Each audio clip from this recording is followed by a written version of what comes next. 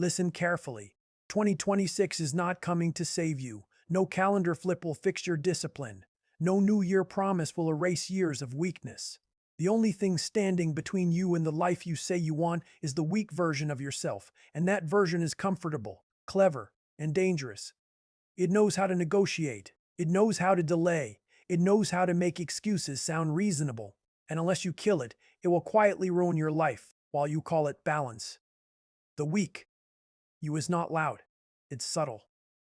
The weak version of you doesn't scream, quit. It whispers, you deserve rest. Start tomorrow. You've done enough for today. Other people have it easier. That voice sounds like compassion, but it's cowardice wearing a mask. David Goggins says suffering is the true test of life, and you've been avoiding that test. You scroll instead of struggle. You plan instead of act. You talk instead of train, and then you wonder why you feel empty. Comfort has made you soft, be honest. You wake up tired not because you work hard, but because you live without purpose. Your body has unused potential. Your mind has unused darkness. Your soul has unused fire. But comfort has sedated you. Soft beds, easy dopamine, fast entertainment, instant food, zero resistance. You were not built for ease. You were built for pressure. Diamonds don't form in comfort. Warriors don't rise in convenience. The mirror is the enemy. Every morning you look in the mirror, and that person staring back at you, they know the truth. They know the workouts you skipped, the discipline you faked, the standards you lowered, the potential you betrayed. You don't hate yourself because you're not successful. You hate yourself because you know you're capable of more. That self-betrayal hurts more than failure, and the weak version of you wants to keep it that way, quiet, numb, manageable. 2026 requires a death, not a metaphorical change, not motivation, a death. The death of excuses, overthinking, emotional dependency, validation addiction, comfort addiction. You don't evolve by adding things. You evolve by removing weakness. Goggins didn't become Goggins by feeling ready. He became him by doing what sucked daily. You don't need confidence.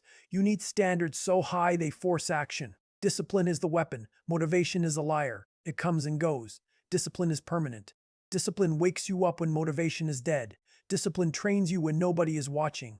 Discipline keeps promises you made to yourself. And here's the truth most people avoid. You don't lack discipline because life is hard. You lack discipline because you've never forced yourself to suffer long enough. The mind adapts. The body adapts.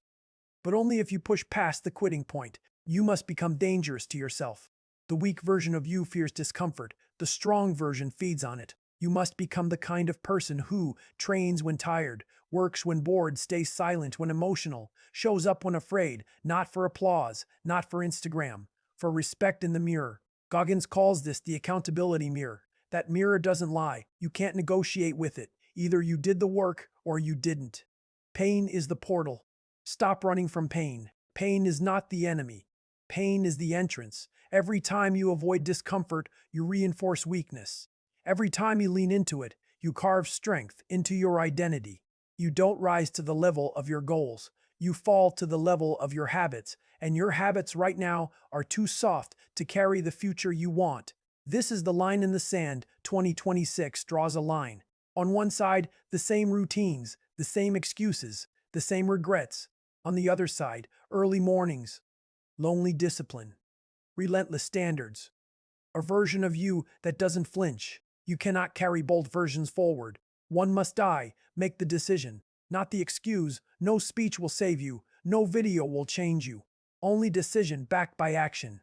Decide that you will do the hard thing first. You will stop negotiating with weakness. You will become obsessed with improvement. You will outwork your old self. Not for a week. Not for a month. From Wife. Part 1 ends with a command. Tonight, before sleep, ask yourself, if 2026 ended tomorrow, would I respect how I lived? If the answer hurts, good. That pain is the beginning.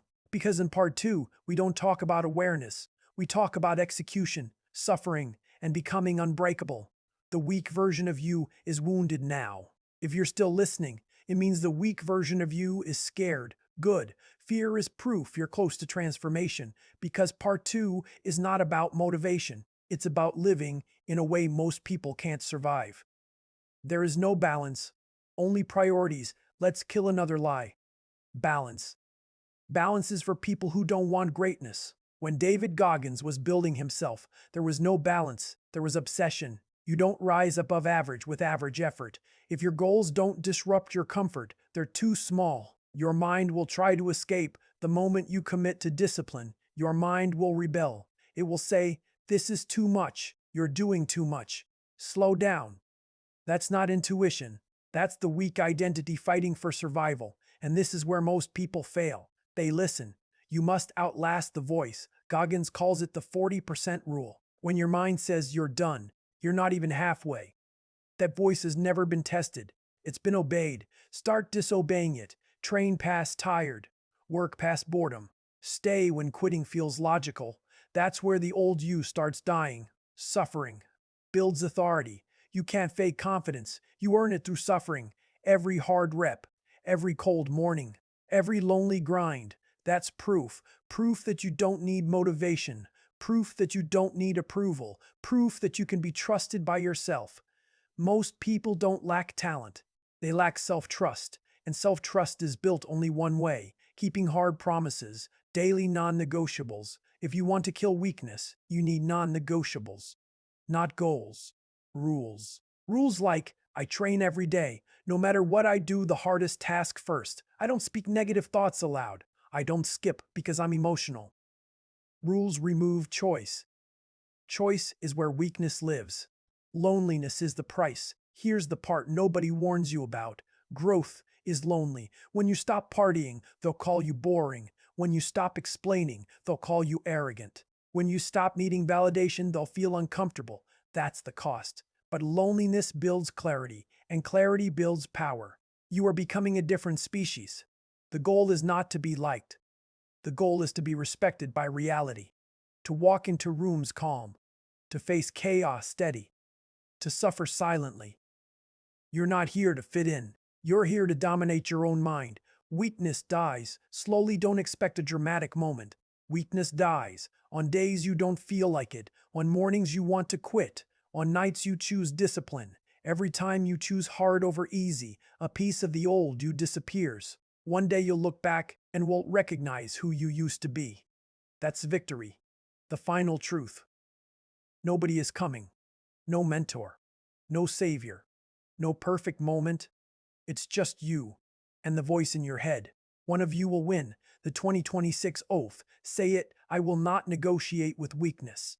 I will not betray myself. I will suffer now so I don't regret later. Say it every morning. Prove it every night. End with. This when 2026 ends, the world doesn't need to applaud you.